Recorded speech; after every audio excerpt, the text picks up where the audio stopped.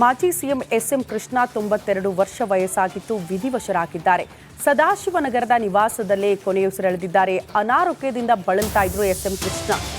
ಶ್ವಾಸಕೋಶದ ಸಮಸ್ಯೆಯಿಂದ ಬಹುದಿನಗಳಿಂದಲೂ ಕೂಡ ಎಸ್ಎಂ ಕೃಷ್ಣ ಅವರು ಬಳಲ್ತಾ ಇದ್ರು. 6 ತಿಂಗಳಿನಿಂದ ಚಿಕಿತ್ಸೆ ಪಡಿತಾ ಇದ್ರು ಮಾಜಿ ಮುಖ್ಯಮಂತ್ರಿ ಎಸ್ಎಂ ಕೃಷ್ಣ ಅವರು. ಚಿಕಿತ್ಸೆ ಫಲಿಸದೆ ಈಗ ಇಹಲೋಕ ತ್ಯಜಿಸಿದ್ದಾರೆ ಎಸ್ಎಂ ಕೃಷ್ಣ ಅವರು.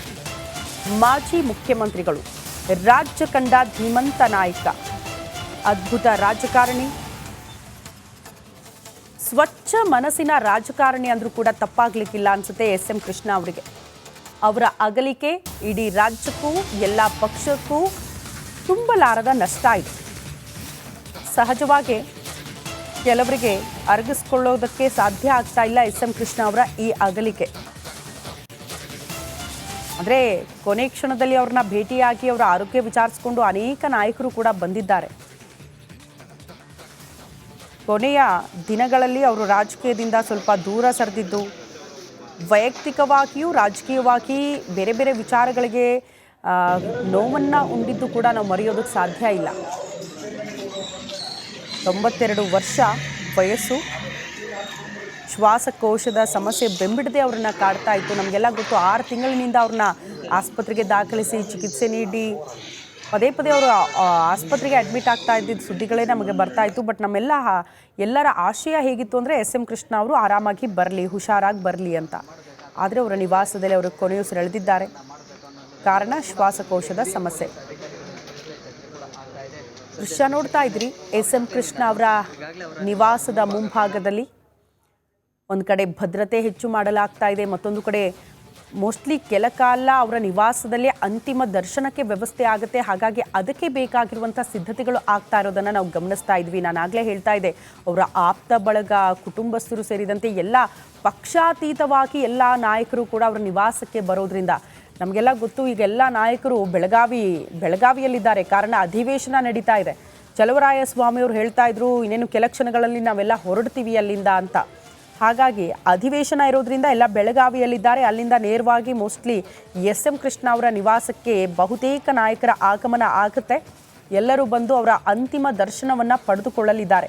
ಹಾಗಾಗಿ ಅವರ ನಿವಾಸದಲ್ಲಿ ಎಲ್ಲ ರೀತಿಯ ಸಿದ್ಧತೆಗಳಾಗ್ತಾ ಇರೋದನ್ನು ನಾವು ಗಮನಿಸ್ತಾ ಇದ್ದೀವಿ.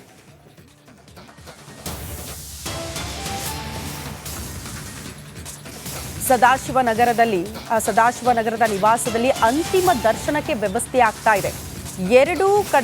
ರಸ್ತೆಯ ಎರಡೂ ಕಡೆ ಬ್ಯಾರಿಕೇಡ್ ಹಾಕಿ ಭದ್ರತೆಯನ್ನು ಒದಗಿಸಲಾಗ್ತಾ ಇದೆ. ಎಸ್ಎಂ ಕೃಷ್ಣ ಅಂತಿಮ ದರ್ಶನಕ್ಕೆ ಹಲವು ಗಣ್ಯರ ಆಗಮನ ಆಗುತ್ತೆ. ಹಾಗಾಗಿ ಅವರ ನಿವಾಸದಲ್ಲೇ ಕೆಲ ಕಾಲ ಅಂತಿಮ ದರ್ಶನಕ್ಕೆ ವ್ಯವಸ್ಥೆ ಇರುತ್ತೆ. ಎಲ್ಲ ವಿವಿಐಪಿಗಳ ಆಗಮನ ಆಗೋದ್ರಿಂದ ಅಲ್ಲಿ ಹೆಚ್ಚಿನ ಭದ್ರತೆಯನ್ನು ಒದಗಿಸಲಾಗುತ್ತೆ. ಅವರೆಲ್ಲ ಅಂತಿಮ ದರ್ಶನ ಪಡೆದುಕೊಂಡ ಬಳಿಕವೇ ಸಾರ್ವಜನಿಕರ ಅಂತಿಮ ದರ್ಶನಕ್ಕೆ ವ್ಯವಸ್ಥೆ ಆಗುತ್ತೆ ಅನ್ಸುತ್ತೆ ಸರ್ಕಾರದ ಕಡೆಯಿಂದ. ಸದ್ಯಕ್ಕಂತೂ ಅವರ ನಿವಾಸದಲ್ಲಿ ಸಿದ್ಧತೆಗಳಾಗ್ತಾ ಇದೆ ಅಂತಿಮ ದರ್ಶನಕ್ಕೆ. ನಾನು ಆರಂಭದಲ್ಲೇ ಹೇಳ್ತಾ ಇದ್ದೆ, ಮೋಸ್ಟ್ಲಿ ಅಧಿವೇಶನ ಇಲ್ಲ ಅಂದಿದ್ರೆ ಎಲ್ಲ ನಾಯಕರು ಇಲ್ಲೇ ಇರ್ತಾ ಇದ್ರು, ತತ್ಕ್ಷಣಕ್ಕೆ ಅವ್ರ ನಿವಾಸಕ್ಕೆ ಬಂದ್ಬಿಡ್ತಿದ್ರು. ಬಟ್ ಈಗ ಅಧಿವೇಶನ ಆಗ್ತಾ ಇರೋದ್ರಿಂದ ಬೆಳಗಾವಿಯಲ್ಲಿದ್ದಾರೆ. ಬೆಳಗಿನ ಜಾವ ಈ ಸುದ್ದಿ ಬಂದಿರೋದ್ರಿಂದ ಶಾಕಿಂಗಲ್ಲೇ ಬಹುತೇಕ ನಾಯಕರು ಅಲ್ಲಿಂದ ವಾಪಸ್ ಆಗ್ತಿದ್ದಾರೆ ಬೆಂಗಳೂರಿನ ಕಡೆಗೆ ಎಸ್ಎಂ ಕೃಷ್ಣ ಅವರ ಅಂತಿಮ ದರ್ಶನ ಪಡೆದುಕೊಳ್ಬೇಕು ಅಂತ. ಯಾಕಂದರೆ ಸರ್ಕಾರನೇ ಬೆಳಗಾವಿಯಲ್ಲಿ ಬೀಡುಬಿಟ್ಟಿದೆ. ಸರ್ಕಾರ ಇಲ್ಲಿ ಬಂದ್ರೇ ಕೊನೆಯ ಕ್ಷಣಗಳು, ಅಂತ್ಯಕ್ರಿಯೆಯ ನಿರ್ಧಾರಗಳಿರಬಹುದು, ಜೊತೆಗೆ ಅಂತಿಮ ದರ್ಶನಕ್ಕೆ ವ್ಯವಸ್ಥೆ ಇರಬಹುದು, ಅದೆಲ್ಲವನ್ನ ಕೂಡ ಸರ್ಕಾರ ಡಿಸೈಡ್ ಮಾಡುತ್ತೆ ಕುಟುಂಬಸ್ಥರ ಜೊತೆಗೆ ಮಾತನಾಡಿ. ಹಾಗಾಗಿ ಅವ್ರು ಬರಬೇಕು, ಗಣ್ಯಾತಿ ಗಣ್ಯರು. ಅದಕ್ಕೆ ಬೇಕಾಗಿರುವಂಥ ಸಿದ್ಧತೆಗಳು ಎಸ್ಎಂ ಕೃಷ್ಣ ಅವರ ನಿವಾಸದಲ್ಲೂ ಕೂಡ ಆಗ್ತಾ ಇರೋದನ್ನ ದೃಶ್ಯಗಳ ಸಮೇತ ರಿಪಬ್ಲಿಕ್ ಕನ್ನಡ ನಿಮ್ಮ ಮುಂದೆ ಇಡ್ತಾ ಇದೆ. ಈ ಬಗ್ಗೆ ಮಾತನಾಡೋದಕ್ಕೆ ಮಾಜಿ ಡಿಸಿಎಂ ಈಶ್ವರಪ್ಪನವರು ದೂರವಾಣಿ ಸಂಪರ್ಕಕ್ಕೆ ಸಿಕ್ಕಿದ್ದಾರೆ. ಈಶ್ವರಪ್ಪನವರೇ ನಮಸ್ತೆ. ಎಸ್ಎಂ ಕೃಷ್ಣ ಅವರ ಅಗಲಿಕೆ ದೊಡ್ಡ ಮಟ್ಟದ ನೋವು, ಹೇಗೆ ನೆನಪು ಮಾಡ್ಕೊಳ್ತೀರಿ ಸರ್? ಎಸ್ಎಂ ಕೃಷ್ಣರವರು ಒಬ್ಬ ದೊಡ್ಡ ಚಿಂತಕರು. ರಾಷ್ಟ್ರ ಮಟ್ಟದಲ್ಲಿ ಪ್ರತಿ ಹಂತದಲ್ಲೂ ಕೂಡ ಬೆಳವಣಿಗೆಯನ್ನು ಗಮನಿಸ್ತಾ ಕೊನೆಗೆ ಅವರು ರಾಷ್ಟ್ರೀಯತೆ, ಹಿಂದುತ್ವ, ನರೇಂದ್ರ ಮೋದಿ ಅವರ ನಾಯಕತ್ವವನ್ನು ಒಪ್ಪಿ ಬಂದಿದ್ದು ಅಂತ ಚಿಂತಕರ ಯೋಚನೆ ಸರಿ ಇದೆ ಅಂತ ನಮಗೆಲ್ಲ ಅನಿಸ್ತು. ನಾನು ಮೊದಲನೇ ಬಾರಿ ಶಾಸಕನಾದಾಗ ಎಸ್ ಎಂ ಕೃಷ್ಣರವರು ಸಭಾಧ್ಯಕ್ಷರಾಗಿದ್ರು. ಸಭಾಧ್ಯಕ್ಷರಾದಂತ ಸಂದರ್ಭದಲ್ಲಿ ನಾನಿನ್ನು ಹ್ಮ್ ವಿಧಾನಸೌಧದಲ್ಲಿ ಹೇಗ್ ಮಾತಾಡ್ಬೇಕು ಏನ್ ಮಾತಾಡ್ಬೇಕು ಅನ್ನೋಂತ ಕಲ್ಪನೆ ಕೂಡ ನನಗೆ ಇರ್ಲಿಲ್ಲ.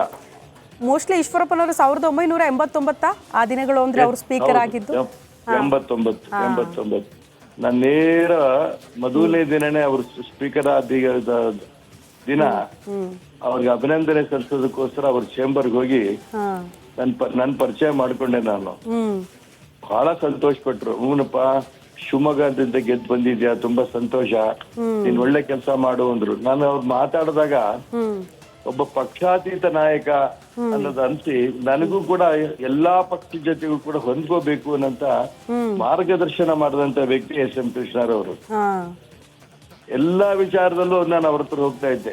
ಏನ್ ಪ್ರಶ್ನೆಗಳು ಕೇಳಬೇಕು, 0 ಅವರ್ ಅಲ್ಲಿ ಏನ್ ಮಾತಾಡಬೇಕು ಅಂತ ಹೇಳಿದಾಗ ನಿಜಕ್ಕೂ ಬೆನ್ ತಟ್ಟಿ ಹೀಗ್ ಮಾಡು ಅಂತ ಹಾ ಒಂದು ಗುರು ಸ್ವರೂಪದಲ್ಲಿ ನನಗೆ ಮಾರ್ಗದರ್ಶನ ಮಾಡ್ಕೊತಾ ಬಂದ್ರು.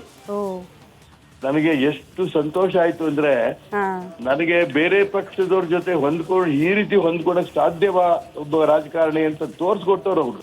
ಹಾ ಎಲ್ಲಾ ಪಕ್ಷದವ್ರ ಜೊತೆಗೆ ಸ್ನೇಹ ಇಟ್ಕೋಬೇಕು ಅಂತ. ಹ್ಮ್ ಅದಾದ ನಂತರ ಅಭಿವೃದ್ಧಿ ಕಾರ್ಯಗಳ ಬಗ್ಗೆನೂ ಕೂಡ ಅವ್ರ ಹತ್ರ ನಾನು ಪ್ರಸ್ತಾಪ ಮಾಡ್ತಿದ್ದೆ.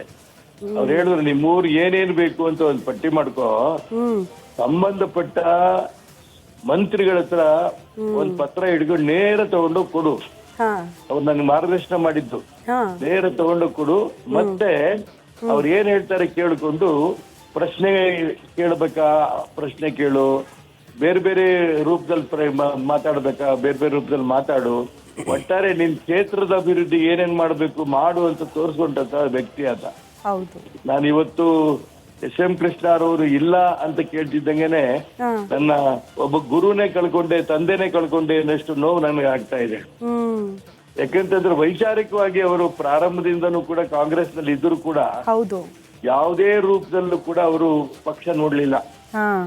ಕೊನೆಗೆ ರಾಷ್ಟ್ರೀಯ ವಿಚಾರಗಳಿಗೆ, ಹಿಂದುತ್ವದ ವಿಚಾರಕ್ಕೆ ನರೇಂದ್ರ ಮೋದಿ ನೇತೃತ್ವದ ಒಪ್ಪಿ ಬಿಜೆಪಿ ಬಂದಿದ್ದು ನಿಜಕ್ಕೂ ಸಂತೋಷ. ಆನಂತರನು ಅವ್ರ ಹತ್ರ ಹೋಗಿದ್ದೆ ನಾನು. ಬಹಳ ಲೇಟ್ ಆಗಿ ಬಂದಿರ್ತಾರಂತ ನಕ್ಕರವ್ರು. ಎಲ್ಲದಕ್ಕೂ ಕೂಡ ಕಾಲ ಕೂಡ್ ಬರ್ಬೇಕಪ್ಪ, ಒಳ್ಳೇದಾಗ್ಲಿ, ನಿಮ್ ಜೊತೆ ನಾನು ಬಂದ್ಬಿಟ್ನಲ್ಲ ಅನ್ನೋಂತ ಮಾತನ್ನ ಅವ್ರು ಹೇಳಿದಾಗ ಎಷ್ಟು ಸಂತೋಷ ಆಯ್ತು ಅಂದ್ರೆ ಅಷ್ಟಿಷ್ಟಲ್ಲ. ಎಸ್.ಎಂ. ಕೃಷ್ಣರವರು ಎಲ್ಲ ಯುವಕರು ಕೂಡ ಮಾರ್ಗದರ್ಶಕರು, ಎಲ್ಲ ರಾಜಕಾರಣಿಗಳು ಕೂಡ ಆದರ್ಶ. ರಾಷ್ಟ್ರ ಮಟ್ಟದಲ್ಲಿ ಅಂತಾರಾಷ್ಟ್ರೀಯ ಮಟ್ಟದಲ್ಲೂ ಕೂಡ ಪ್ರಖ್ಯಾತಿ ಆಗಿದ್ರು. ಯಾಕಂತಂದ್ರೆ ವಿದೇಶಾಂಗ ಸಚಿವರು ಕೂಡ ಆಗಿದ್ರು ಅವರು. ಇಂತ ಒಬ್ಬ ವ್ಯಕ್ತಿ ಇವತ್ತು ಕಳ್ಕೊಂಡಿದ್ದು ನಮ್ಮ ದೇಶಕ್ಕೆ ದೊಡ್ಡ ನಷ್ಟ. ಹೌದು, ನಮ್ಮ ದೇಶಕ್ಕೆ ದೊಡ್ಡ ನಷ್ಟ. ಯಾಕೆಂತಂದ್ರೆ ನಾವು ಯಾರೇ ಸತ್ರು ಕೂಡ ರಾಷ್ಟ್ರೀಯ ನಷ್ಟ ಅದು ಇದು ಅಂತ ಹೇಳ್ತೀವಿ ನಾವು, ಇಲ್ಲ ಅಂತಲ್ಲ. ಹೌದು, ಆದ್ರೆ ಇದು ಬರೀ ಗಂಟ್ಲಲ್ಲಿ ಹೇಳೋದಲ್ಲ, ನಾನು ಹೃದಯಾಂತರಾಳದಿಂದ ಹೇಳ್ತಾ ಇದ್ದೇನೆ. ನಮ್ಮ ದೇಶ ದೊಡ್ಡ ನಷ್ಟ ಇವತ್ತು ಎಸ್.ಎಂ. ಕೃಷ್ಣ ಅವರನ್ನು ಕಳ್ಕೊಂಡ ತಕ್ಷಣ ಆಗಿದೆ. ಎಲ್ಲ ವರ್ಗದ ಜನಕ್ಕೆ, ಅವ್ರು ಎಲ್ಲೂ ಕೂಡ ಜಾತಿಯನ್ನು ತರಲೇ ಇಲ್ಲ. ಅವ್ರು ಮುಖ್ಯಮಂತ್ರಿ ಆದಂತ ಸಂದರ್ಭ ಇರ್ಬೋದು, ವಿದೇಶಾಂಗ